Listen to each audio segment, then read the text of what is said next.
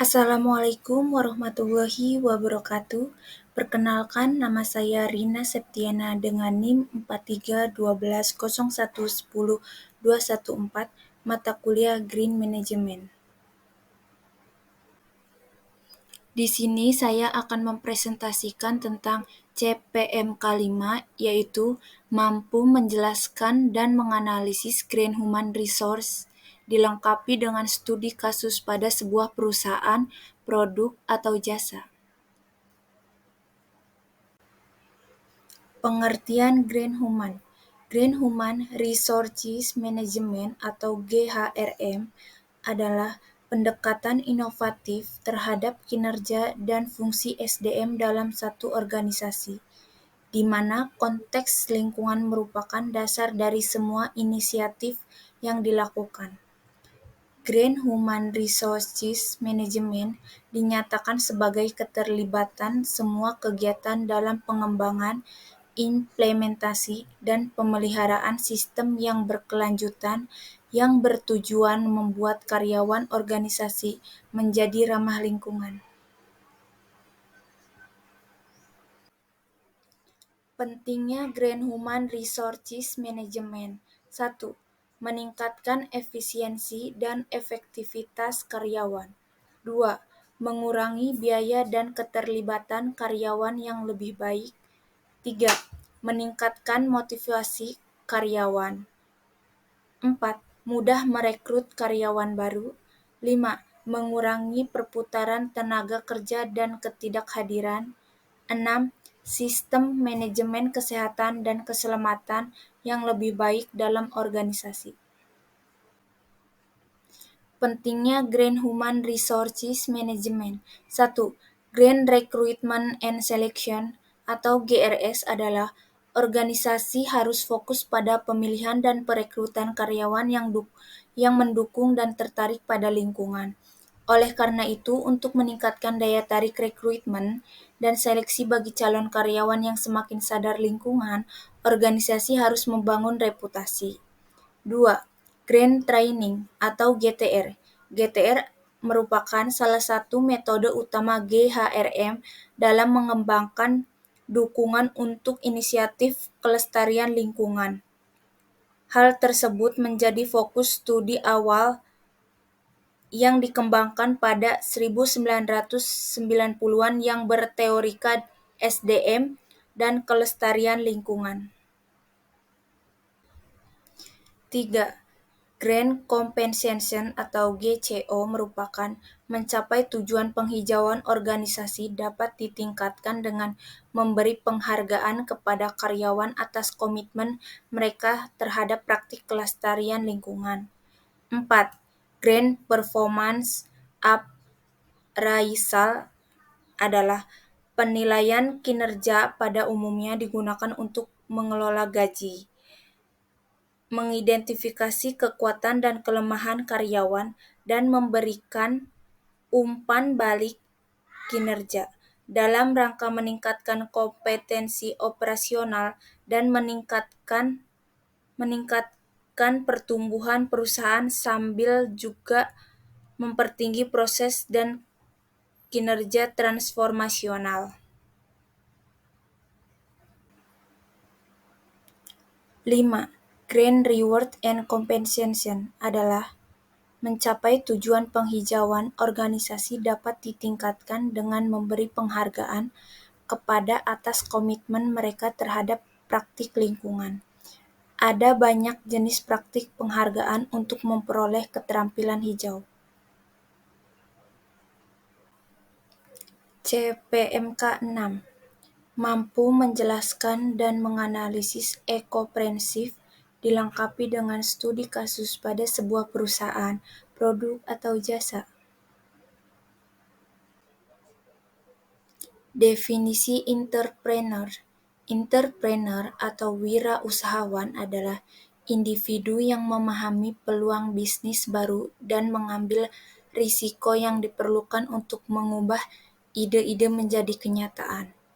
Mereka orang yang mampu mengidentifikasi usaha komersial baru yang sering melibatkan kesediaan untuk berpikir out of the box dan memeriksa masalah dengan cara yang berbeda secara fundamental dari pendekatan konvensional. 3. Jenis wirausahawan. 1. Secara tradisional, konsep kewirausahaan erat kaitannya dengan manajemen usaha kecil, di mana wirausahawan dianggap sebagai individu yang memulai bisnis kecilnya sendiri yang mungkin akhirnya tumbuh menjadi jauh lebih besar dan lebih sukses. 2. Wirausahawan juga dapat ditemukan di dalam perusahaan besar, di mana mereka membantu membuat divisi dan produk bisnis baru dan membawa perubahan pada operasi internal. 3. Ada ada juga banyak social entrepreneur, yaitu orang-orang yang bekerja dalam organisasi nirlaba dan berusaha berinovasi untuk menyelesaikan masalah sosial. Ecopreneur. Istilah eco-perensif dan kewirausahaan lingkungan digunakan untuk menunjukkan perilaku inovatif oleh individu dan organisasi yang beroperasi di sektor swasta dan yang menganggap fokus lingkungan sebagai pilar utama dari model bisnis dan daya saing berkelanjutan. Eco-innovation. Eco-perensif dan inovasi adalah dua konsep yang berbeda namun saling terkait dalam konteks pembangunan lingkungan. The Environmental Technology Action Plan atau ETAP yang diadopsi oleh Komisi Eropa atau EC untuk mempromosikan inovasi lingkungan pada penggunaan teknologi lingkungan mendefinisikan lingkungan. Transisi ekologis. Transisi sebuah bisnis ke arah ekologis diwujudkan di dalam pengelolaan perusahaan dan proses produksi. Dalam hal ini, terdapat 3 istilah yang kemudian menjadi elemen penting dalam transisi ekologis sebuah bisnis, yaitu produk ekologis atau sustainable, fair trade, dan konsumsi produk lokal. Fair trade.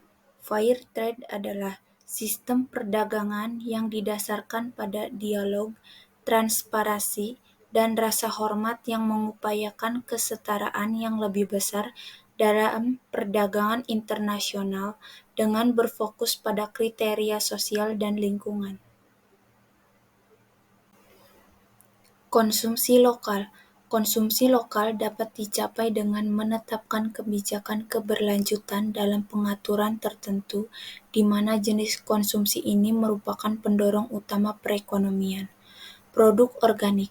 Produk organik menghormati lingkungan melalui produksi bebas, bahan kimia yang bebas dari pupuk, pestisida, dan sejenisnya. Namun jika produk ini tidak diperoleh secara lokal, jejak karbon produk akan lebih besar yang mengurangi nilai hijaunya.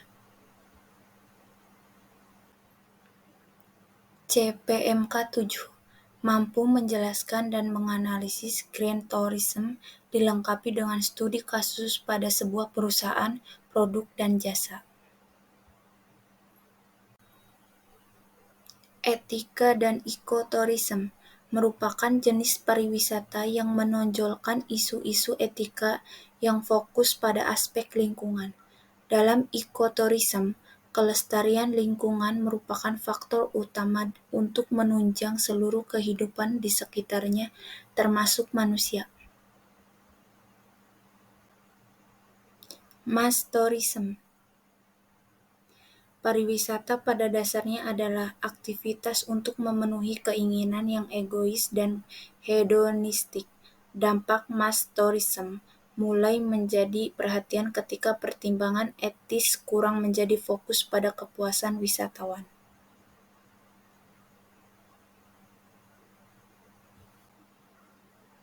Precautionary principle merupakan sebuah konsep dalam bingkai budaya untuk mengenali gejala perubahan pemahaman sosial tentang peran yang tepat dari ilmu pengetahuan, manajemen, ekonomi, etika, politik, dan hukum dalam perlindungan lingkungan yang proaktif. Tourism dan vacation. Pariwisata secara konsisten terbukti berdampak pada kualitas udara dan air, mengikis tanah, menciptakan polusi udara, memperluas area untuk bangunan berbahan beton, meningkatkan jaringan transportasi, mengganggu perilaku spesies dalam berbagai cara, dan mengganggu komunitas manusia secara sosial, politik, dan ekonomi. Sekian presentasi dari saya, kurang lebihnya mohon maaf. Wassalamualaikum warahmatullahi wabarakatuh.